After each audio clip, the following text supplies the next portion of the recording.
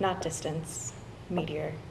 Crickets in their singing, fireflies erratics from the skin of night, surprisingly high in the pines. So this next one, this one's for the parents. The first line is blatantly stolen from something my dad said, probably about 5 years ago. So thank you, Dad. One of the artists referenced in this poem is Giotto, who has a piece at the Isabella Stewart Gardner Museum in Boston, where my mom used to take me for my birthday. It's still one of my favorite places in the world, and one of my favorite artists. This is called Parallax 1, Blue Parallax, after Yves Klein and Giotto. I look like I've been painting a ceiling, and some of the paint got into my hair. Suddenly the silvers are curling on the lip of the sink, more difficult to see against the white ceramic, but shining like the others. Better this than a quick death. Even a martyrdom is really much faster than this asymptotic autumning, though this won't get me reliquaried. This and not ever doing anything. Nothing to stop my body decomposing at the average rate, not healing the sick, nor preaching the gospel. I don't even exercise. Bury me when I'm dead and exhume me, I'll be gone. No part remains, no whole, tongue glop glistening in the bed where it used to be cradled in mandibles. No miraculous filament of finger bone to put in an ivory cabinet shaped like a finger to pray at, no flaming heart, no hair of any hue. I can pour it on thick, but I can never change. The air at all barely shifts its most minute frequencies, which color the air or give color through its muddling conduit. Nothing to do like a paintbrush. Still a woman, no matter the smear, the air doesn't color even when I look at it like a window, not through. All the streaks and unevenness, maybe my own face in grayscale, my hair. Like I'd been working. Like I'd been mixing pigments, the blue wrist veins visible, my hands holding a cup like a whimpering egg between them. There's no sadness, like a severed tongue on a cushion. There's no joy, like a relic. There's no mercy, there's no pain, there's no denying and no wanting either, there isn't. There is something in Padua I think everyone should see. An idea of the sky at night, a basilica arc, and the deepest blue Scrivagni money could pay for all the lapis lazuli it took to paint a heaven over everything. Order it with a grid of orderly 8-point stars and the floating faces of saints. All right, last one. So last summer, all 8 of us were in town for our teaching training, and we went swimming a lot. And in my opinion, the best place to go swimming is Ithaca Falls, but that doesn't leave this room because it's illegal, because the gorges are dangerous. And also, Ithaca Falls is on the Federal Registry of Superfund sites, which means it is one of the most polluted places in the country. But we had some good times. So this last poem is called Swimming in the Superfund. We decide this water tastes different.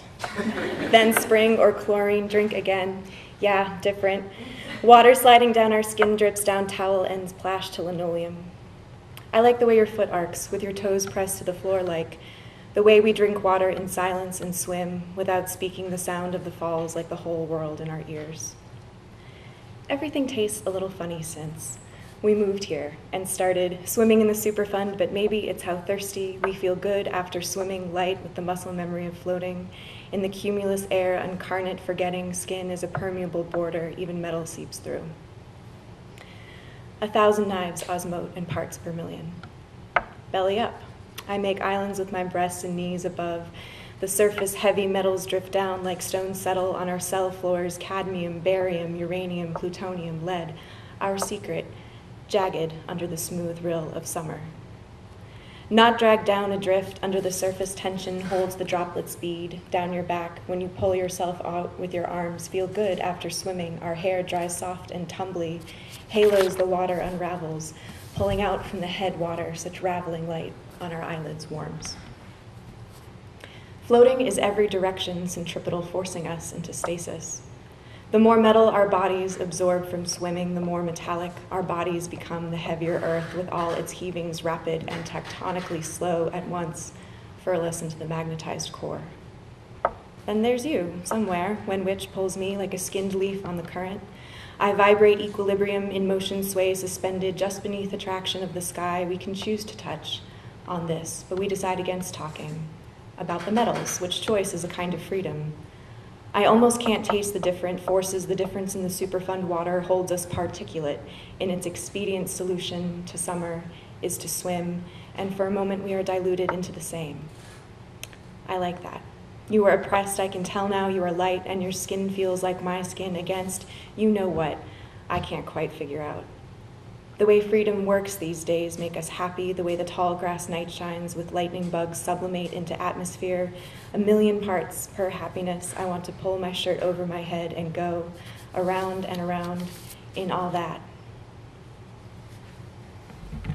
Ta-da!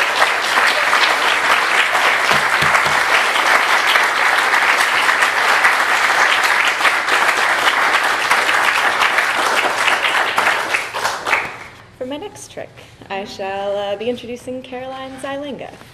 Chucky, the Vermonster.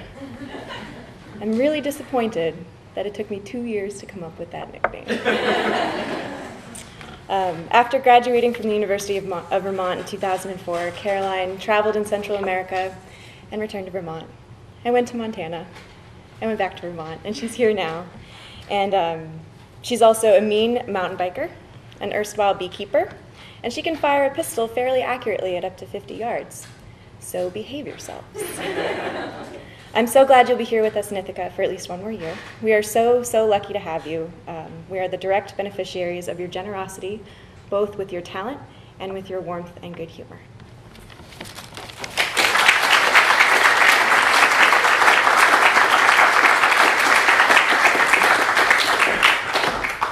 Thank you to the English department, faculty, staff, to my cohort for your support and generosity and your encouragement above all.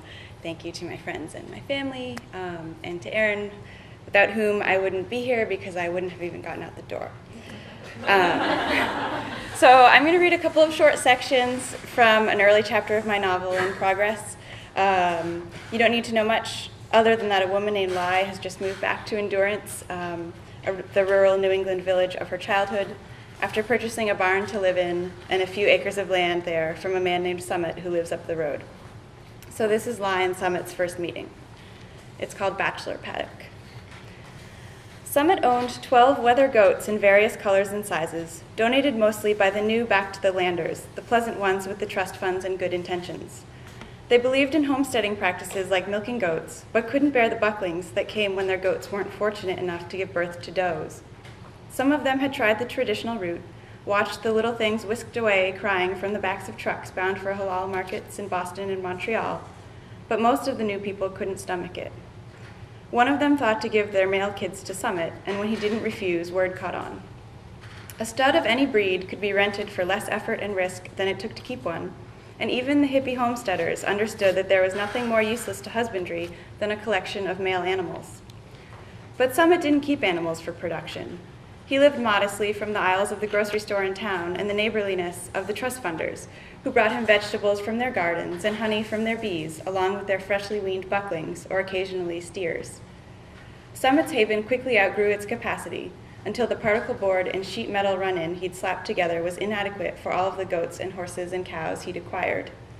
Summit found himself selling a parcel of the family land and cashing in some long-matured certificates of deposit to build a real 12-stall barn to keep them all dry and insulated against the long mountainous winters. Summit was the first one to call the place his bachelor paddock. After all, they were just a bunch of males living together on a ridgeline, eating and shitting and, for those of them who hadn't been castrated, dreaming about sex. But the connection was deeper than his moniker allowed. Whatever Summit felt he had always misunderstood about people, he grasped with animals. He couldn't abandon them. They depended on him. It was up to Summit to make sure they didn't dehydrate or freeze or get eaten by predators. But he knew that his life depended equally on all of them. Barn chores were the only thing that got him out of bed in the morning. The Toggenburg buck sauntered over as Summit entered the pen. He was a sandy-colored mammoth who mounted the wethers and pissed in his beard. Summit had named him Duke. Duke flipped his upper lip out like a sail to catch some imperceptible scent in the breeze, nibbled at Summit's shirt tail and spat it out, sneezing in the dirt. Today, Duke's beard was dreadlocked with burdock. Summit was used to the unkempt appearance of his boys.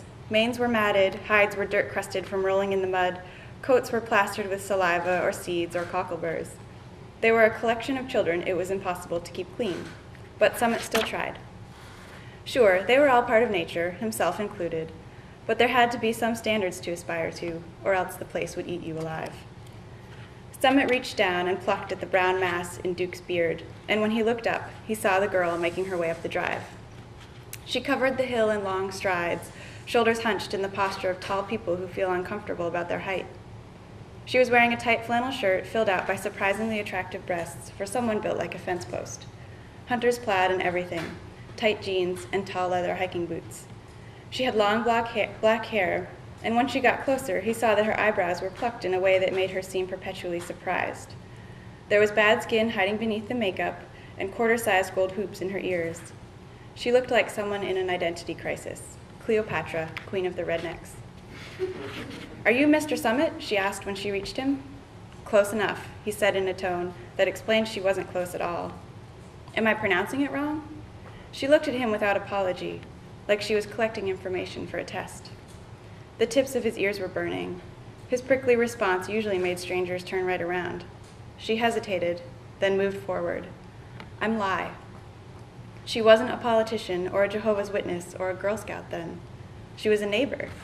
He knew he should backpedal. "I'm Summit. Just Summit, no mister." She looked past him. "Nice place," she said. "I like the La Manchas." She was staring at the two black goats, whose original owner had told Summit they were from top show stock. But to Summit, they were just two more goats who happened not to have ears. "They don't have any ears," he said. He stood there, staring at the La Manchas, and she stood behind him without answering, craning her neck toward the pastures like a starving giraffe. "Well, I guess you'll need the tour," he said reluctantly, already moving toward the pasture, unplugging the electric fence. He led this girl, the one with the odd name he had already managed to forget, further into the pasture. He saw how far away the animals were and stopped. He didn't think he had enough stranger conversation in him for a walk clear across the field to where they grazed, so he pointed instead. "The steer's a Dutch belted, the Angus next to him's a bull. Folks say the only good bull's a dead bull, but he's got a pretty sunny disposition." She frowned. She looked like she wanted to speak, and then eventually she asked, "What do you do with them?" "Keep them out of the freezer." She said nothing. Summit took this as a cue and retreated back toward the barn. Because he hadn't shown her much, he pointed out the others in the paddock, the weather ram and the retired Percheron mule with the bad teeth. Summit had outbid the kill buyer at an auction in upstate New York to save that one. Once the barn had gone up, he'd found himself going out of his way to fill it, not just waiting around to help until someone had a donation for him. Summit moved back toward the goat pen, thought better of it, and walked wordlessly past. As an afterthought, he said, "You can meet the goats another time." But the words made him sound hopeful that there would be another time, so he kept going. "The big one, his name's Duke. He's a cranky bastard. Other than the bull, he's the only one up here who's still intact. Except me, of course." She didn't seem to get it. She was watching Duke like she was wondering what was caked all over his beard.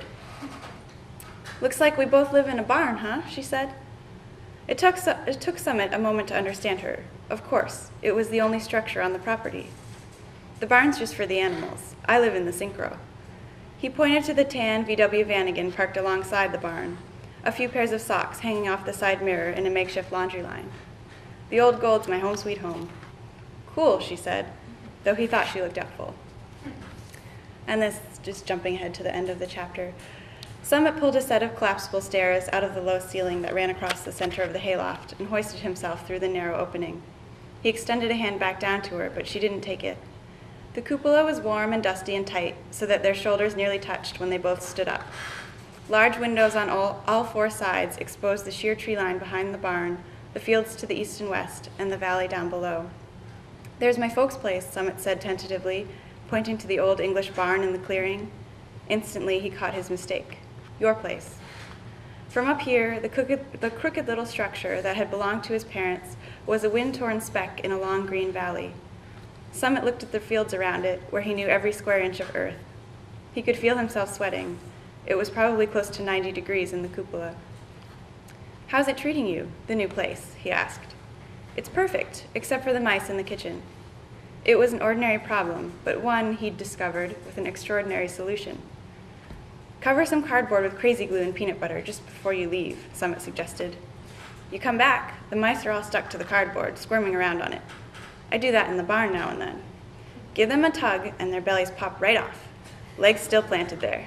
Then I can feed them to the saw-whet owl." He saw right away he shouldn't have said this.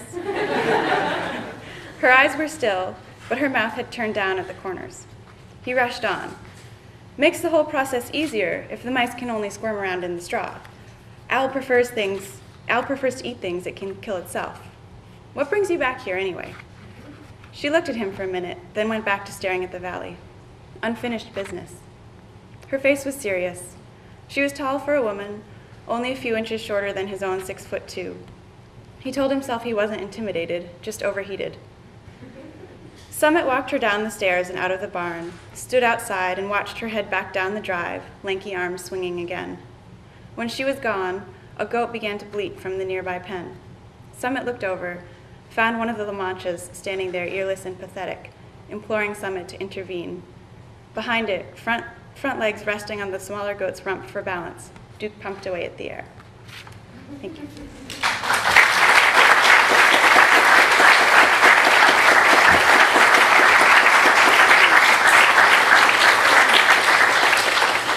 And now I would like to introduce our final reader for the evening. Poet Matthew Ritger grew up on the coast of Maine and graduated from Dartmouth College. In addition to writing poetry, Matthew also teaches a seminar on William Shakespeare. And if you happen to teach in the same room as him, you will discover that a collection of students clusters in the hall before his class to discuss how much they look forward to attending their seminar and what a hunk their Shakespeare professor is. When Matthew isn't in Goldwyn Smith, you can find him working as a bouncer at a bar in College Town or knitting during poetry readings. Cornell is fortunate to have Matthew sticking around to work as a lecturer here in the English department next year. Matthew Ritger.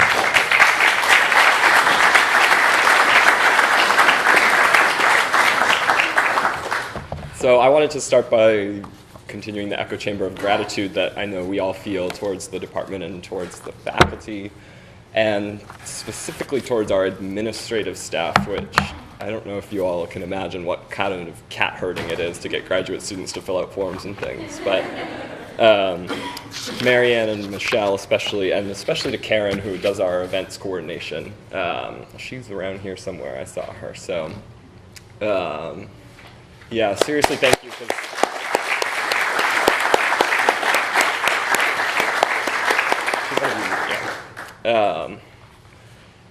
So I'm going to start actually by reading a poem that is not by me. It is by a poet named Thomas James. This was his first and only book in 1974.